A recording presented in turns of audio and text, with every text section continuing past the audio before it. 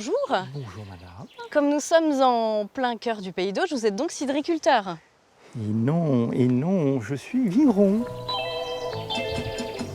Est-ce que vous êtes nombreux en Normandie à faire de la vigne? À titre professionnel, je suis pour l'instant l'unique vigneron de Normandie. Ce domaine de 6,5 hectares, Gérard Sanson l'a acheté en 1995. Il exerçait alors la profession de notaire dans sa Normandie natale, où il a toujours chéri la vigne.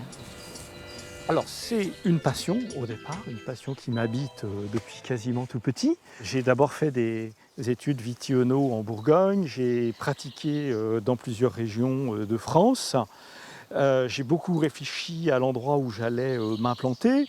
N'oublions pas, j'avais aussi fait des recherches historiques sur la vigne en Normandie quand j'étais étudiant. Donc c'est une vieille construction. Finalement, cette passion, vous auriez pu être viticulteur en Bourgogne, ça aurait pu vous emmener là-bas.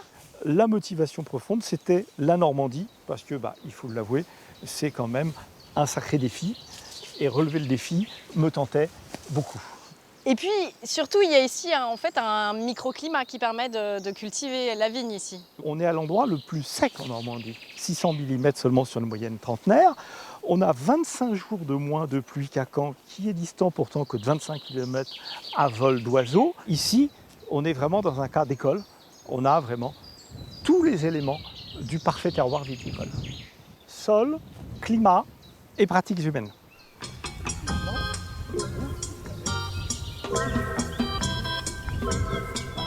Dès que vous sortez des arpents du soleil, le sol n'est plus le même. Remarquez ici, on a seulement 25 cm de profondeur de sol. Et bien de l'autre côté du chemin qu'il y a derrière nous, nous avons entre 8 et 11 mètres de profondeur de sol. Donc il est évident qu'on ne va pas faire les mêmes cultures avec des sols aussi différents. Là, c'est fabuleux. Objectivement, on ne peut pas faire mieux, puisque nous sommes sur le même état géologique que la Côte de Nuits en Bourgogne, avec les caractéristiques physiques qui font les grands crus.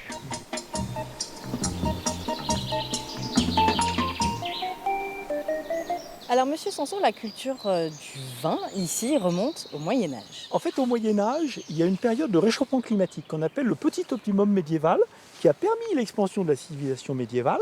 Donc, expansion médiévale, ça veut dire construction de monastères en particulier.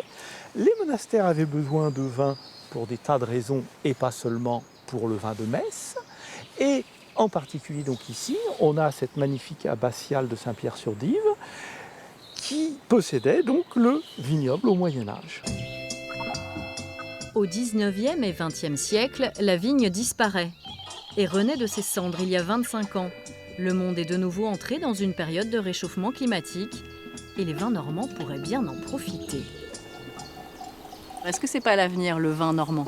Ça, ce serait merveilleux. Imaginez-vous ce pied de nez à l'histoire, un vin normand, le vin normand qui devienne la référence mondiale. Pourquoi pas? Hein ?